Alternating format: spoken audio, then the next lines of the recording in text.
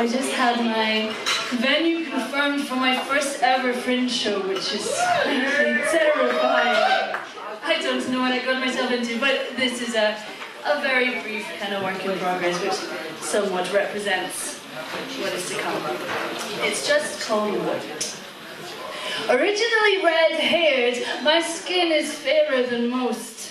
A trait boasting lifetime complication for me, like, do I embrace the foundation that actually matches my face tone but traps me ghost-like? Or go for the shade too bright to bring desired vibrance, yet ring an orange halo around my hairline? I hated my paleness. As a child, my mother told me my skin was like poured cream, soft as fairy skein, but her words stayed futile. For as long as summer shine did not golden me, I'd grow up knowing my skin only as hindrance. So often would I wish for it that I might be a little bit less white. Must have been in my 20s when it dawned on me fully this pale was my hall pass, my get out of jail fast card, my always on the guest list, quick fix, intrinsic status, saving me blameless. Straight out of studies and taken to the road with my backpack, I passed through security gates unasked. Never felt gazes linger in shop stores, never questioned as to what my luggage stored. When abroad, locals told I was from the UK, saw in me the best mix of exotic set with normality. And I travelled freely, received continual hospitality, gifted priorities I accepted naively. You see, we are not taught here to be aware of our colour. We're just told that we hold power and left to go figure. There were times I would wonder how far I could push my limits, could test my privilege, exploit what is mine only by blind birthplace luck. Mind you, others don't overthink this quite as much. Others say, let's make America great again, rephrased to let's make the West one shade again, professing propaganda hatred over and over in honey-sweet tones to coat the spite, promote the white. Others scream vile words loudly from orange face. Makes me think, what race is this strange creature? If I didn't know better, I'd set him as endorsing the ideal rainbow nation. My mistake. For the rainbow he'd present is regimented. Red never quite touching orange, quite touching yellow. You never colour over the lines. You would build sky-high walls to maintain colour separation, perfection. Preserve the unused painter's palette pristine before usage, kept from dilution by your absolute arrogance. Laughable, really. That which dictates our status is purely surface, not that laughable, really. Strip it back, peel off the layers one by one. Onion tears expose our skeletal brightness, our crystalline, colourless structures betraying our likeness. Likeness like this flimsy covering could possibly enforce our rightness. Thank you.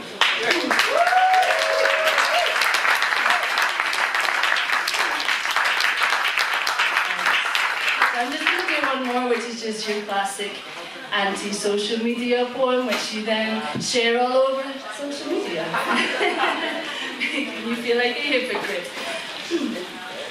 I really like you, but rather than admit this truth now shyly, while we lie intertwined, seeming on the cusp of being dreamlike, sublime, in what some might define as the perfect moment, I will remain instead hesitant, swallow my confession, contain it breathless, nestled pregnant inside of me, until alone, in the safety of home, where I will compose a text suggesting my affection, form a distance to offer a glistening bubble wrap protection where I can detect your on-screen reaction, backtrack if necessary, and proffer comeback accordingly in a manner the very height of romantic mediocrity. And oh, the irony, in that we are fuller than ever of emotion, high-wired by this violent, unbridled society which vomits ideas of sensation incessantly, but yet we are terrified of genuine genuine expression, terrified of the possibility of rejection, of X-Factor spotlight, humiliation. We have turned a generation of the most impeccable speakers, and now we deliberate every word featured. We type, retype, erase, rephrase, creating conversations so reliant on perfection that we pin ourselves like butterflies, enticed and then paralyzed by intention.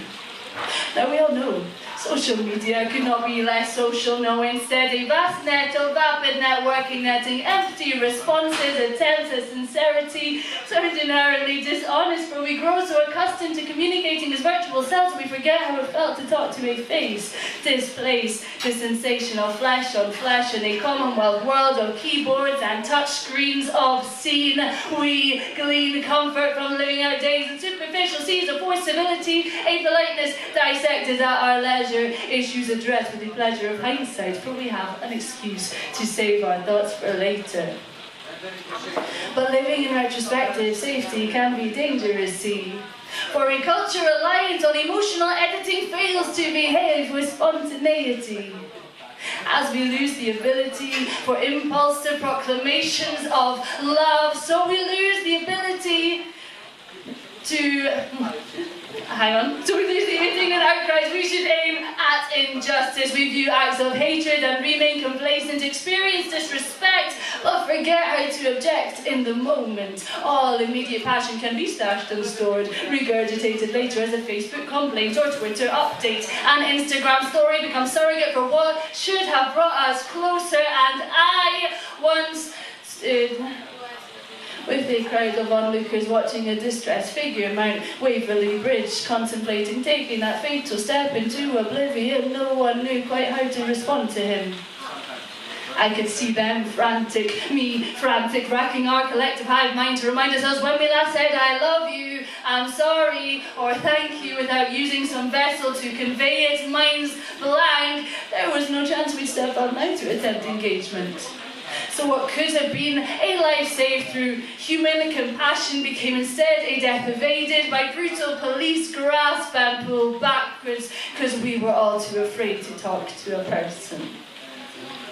Now this seems a far cry from what began as a missed romantic instant, but it's all the same story. Distance grows exponentially and we must rail against the motion for selfish isolation, return once again to relying on our present selves and not our future contemplators. And so I will begin by putting the phone away, by looking you in the eye to say that I really like you a lot today. Thank you.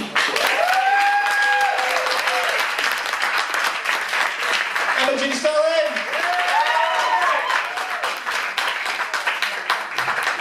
Okay guys, we're going to keep on heading along. Again, welcome anybody that I haven't seen yet.